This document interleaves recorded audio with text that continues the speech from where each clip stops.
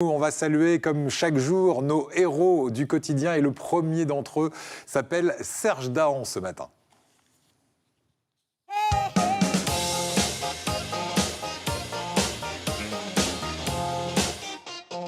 Bonjour Serge Dahan. Bonjour. Merci d'être avec nous. Vous êtes l'organisateur de l'Algernon. Alors ça ne parlera pas forcément à Menton ou à Nice, mais l'Algernon c'est une course connue à Marseille, une course qui existe depuis 36 ans déjà et qui a le mérite de faire se rencontrer des sportifs valides et des sportifs à mobilité réduite ou autres d'ailleurs, puisque ça peut être tout type de handicap. Quelle est l'ambiance de cette course depuis 36 ans? Et puis après on va parler de l'ambiance de cette année qui sera très différente, crise sanitaire oblige. Alors, je serais tenté de dire une course, un événement festif. Ouais. Parce que c'est un événement qui propose une rencontre intergénérationnelle, mais aussi qui essaye de gommer les différences entre les uns et les autres. Et j'aimerais que vous me racontiez l'histoire, j'allais dire la belle histoire, parce que tous les jours, on raconte une belle histoire dans cette émission. Alors, ça aboutit sur la belle histoire de cette course, mais au départ, ce n'est pas forcément une très belle histoire. Comment ça démarre dans votre tête, l'idée de cette course ? Alors, on avait créé une association sportive pour permettre à des personnes en situation de handicap mental de pratiquer un petit peu le sport. Et un événement s'est passé à Marseille. Des personnes handicapées mentales ont été refoulées d'une piscine, alors pas par les professionnels qui y travaillaient, mais par le public, en disant on n'accepte pas. Nous, on ne veut pas se baigner avec des baveux. Voilà. Cette représentation du handicap, pour nous, a été terrible. Voilà, et ça, c'était il y a près de 40 ans. 40 ans. Et cette course, elle est là pour dire, on abolit les différences. On peut courir tous ensemble, faire du sport tous ensemble, que l'on soit déficient mental, que l'on soit handicapé ou à mobilité réduite. On a le droit de faire du sport tous ensemble et arrêtons de dire, voilà, il est différent, donc je ne me mêle pas à cette personne. C'est ça. Indépendamment du droit à la différence, c'était aussi essayer de faire changer le regard porté sur les personnes qu'on n'a pas l'habitude de trop côtoyer au quotidien. C'était banalisé finalement. Voilà. Les personnes handicapées sont souvent définies par le manque, l'incapacité, l'incompétence. Et nous, on a voulu justement inverser un petit peu le référentiel. C'est ça. Voilà. Prenons la lorgnette de l'autre côté.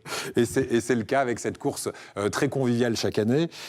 Cette année, elle est maintenue, cette course. Mais attention, dans une forme différente. Ce sera une course connectée, comme il y en a beaucoup en ce moment avec la crise sanitaire. Qu'est-ce que vous allez proposer et qu'est-ce que vous proposez d'ailleurs depuis le début du mois de septembre? Et sachez que cette course, vous pouvez encore y prendre part puisque c'est jusqu'au 31 octobre qu'on peut s'y inscrire. Comment ça marche? Alors, on avait pensé ne pas faire la course parce qu'il était hors de question pour nous de mettre des personnes fragiles en situation de difficulté face à la pandémie, etc. Et puis, on a eu un peu à faire face à un tollé des personnes qui participent en nous disant « mais c'est l'événement qu'on attend toute l'année. On s'y prépare ». Il y a des personnes qui viennent de toute la France pour participer à cet événement. Donc ils vous ont dit qu'il faut maintenir coûte que coûte. Ouais. Et donc ils nous ont dit non, la course, elle doit être maintenue.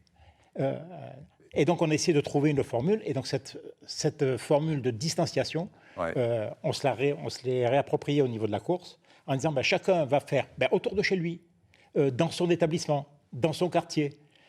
En marchant ou en courant. Alors comment ça va? On fait des kilomètres, on se chronomètre pas forcément, mais on regarde combien de kilomètres on a fait, par exemple avec un téléphone portable, maintenant ça se fait très bien. Il y a des applications qui peuvent compter le nombre de kilomètres qu'on a parcouru. Et ensuite, qu'est-ce qu'on fait avec ce nombre de kilomètres? On va s'inscrire? On s'inscrit sur le site KMS. Donc en venant sur le site de l'association, il y a toutes les informations. On s'inscrit sur le site. On reçoit en échange de son inscription, on reçoit son dossard par voie électronique. C'est un dossard nominatif, mais on reçoit aussi par voie postale ou par le drive qu'on a mis en place, on reçoit son t-shirt de l'épreuve. Voilà, parce qu'il y a le t-shirt de la 36e édition qui existe. Tout le monde y tient, ce t-shirt. D'ailleurs, c'est dommage qu'on ne l'ait pas physiquement, vous en avez apporté tout à l'heure, j'ai laissé ça au bureau, mais ils sont très jolis. Donc n'hésitez pas à vous inscrire. Ça coûte combien l'inscription? 10 €. Est-ce que ces 10 €, c'est aussi pour aider les autres? Parce que je sais qu'il y a une idée caritative derrière cette course. Oui, alors, l'association, quand elle fait des bénéfices sur cette course-là, ça lui permet de financer un certain nombre d'actions en faveur des personnes en situation de handicap. C'est achat de matériel sportif, c'est aider une personne, par exemple, à s'inscrire dans un club sportif. Il faut payer la cotisation, tout le monde n'a pas forcément les moyens de le faire. Mais c'est aussi acheter un fauteuil ski, c'est aussi payer les déplacements des sportifs qui vont faire des compétitions, parce qu'on a aussi un volet compétitif dans l'association. La course s'appelle Algernon, algernon.fr pour plus d'infos. Sinon, ce site également KMS sur lequel vous allez pouvoir vous inscrire. Une dizaine d'euros, vous notez le nombre de kilomètres et attention, le challenge, parce qu'il y en a un, c'est de relever le challenge de 31 600 km qui ont été parcourus par les 6 000 participants de la réelle course de l'année dernière, c'est ça? C'est ça. Donc on va essayer de battre ce record, d'autant que là, on peut vraiment courir dans le monde entier pour l'Algernon. On a des personnes qui courent déjà sur les différents continents. Donc on a des coureurs en Australie, on a des coureurs au Canada, on en a aux États-Unis, en Amérique du Sud. Voilà. Et ben voilà, la crise sanitaire, ça permet ça aussi finalement.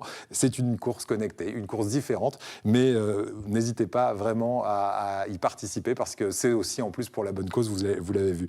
Merci beaucoup à vous, Serge Dahan.